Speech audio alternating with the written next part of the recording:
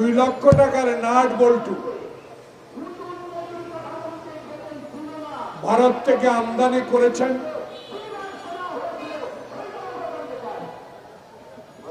2 কোটি টাকা দিয়ে। আর বাংলাদেশ থেকে যেই দেশের বিরুদ্ধে আজকে কথা বলার জন্য নবীন দল এই সভার আয়োজন করেছেন, সেই দেশে বাংলাদেশ থেকে কত রেমিটেন্স যায়, কত হাজার হাজার ডলার চলে যায়, সেই খবর কি আওয়ামী লীগ সরকার রাখেন? কোনোদিনও রাখে না। কারণ প্রতিবেশী তাদের বন্ধু, প্রতিবেশী তাদের বন্ধু, আমাদেরও বন্ধু। কিন্তু যে বন্ধু লুট করে নিয়ে যাবে, যে বন্ধু বাংলাদেশকে শূন্যের কোঠায় পৌঁছে দিবে, যে বন্ধু ফেলানকে গুলি করে তার কাঁটায় ঝুলিয়ে রাখবে, যে বন্ধু আমার ন্যায্য পানির হিস্সা দিবে না, সে কশিন কালো কখন কালো আমাদের বন্ধু হতে পারে না। আজকে আপনার দেশে গণতন্ত্র থাকবে, বাংলাদেশে গণতন্ত্র থাকবে না। সেই জন্য একটি অগণতান্ত্রিক সরকারকে 24 ঘন্টা 24 দিন বছরকে বছর আপনি সমর্থন দিয়ে যাবেন, আর বাংলাদেশের জনগণ তা গ্রহণ করবে? কখনো হতে পারে না, কখনো হতে দেওয়া হবে না। আওয়ামী লীগ দয়া করে ক্ষমতায় ছেড়ে দেন। এই ক্ষমতায় থেকে মানুষকে আর অবহেলার দিকে ঠেলে দেবেন না, অবহেলা করবেন না।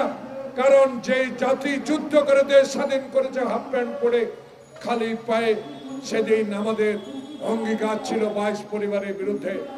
আজকে লক্ষ পরিবার বানিয়েছেন।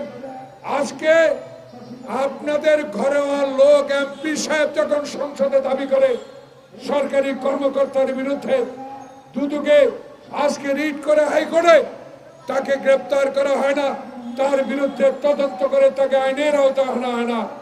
আজকে আওয়ামী লীগের উপজেলা চেয়ারম্যানের নির্বাচনে আজকে পত্রিকায় দেখি এমপিদের থেকেও আজকে দুর্নীতিবাদ চেয়ারম্যানেরা আপনাদের দলে নির্বাচন করছে। কয়জনকে গ্রেপ্তার করেছেন?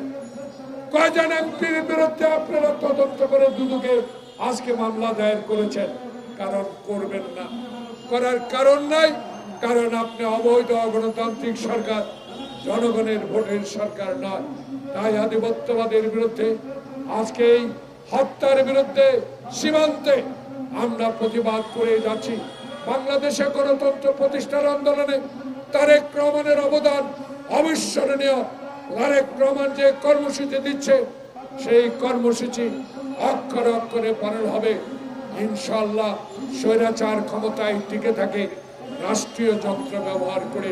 সেই রাষ্ট্রীয় যন্ত্র আপনারা ব্যবহার করে বিএনপিকে নির্মূল করতে চাচ্ছেন। ইনশাআল্লাহ বিএনপি নির্মূল হবে না। বিএনপি যুগে যুগে টিকে থাকবে। এই তরুণ নেতাদেরকে নিয়ে তারেক রহমান বাংলাদেশে একদিন সরকার প্রধান হবে ইনশাআল্লাহ। অপেক্ষা আছে।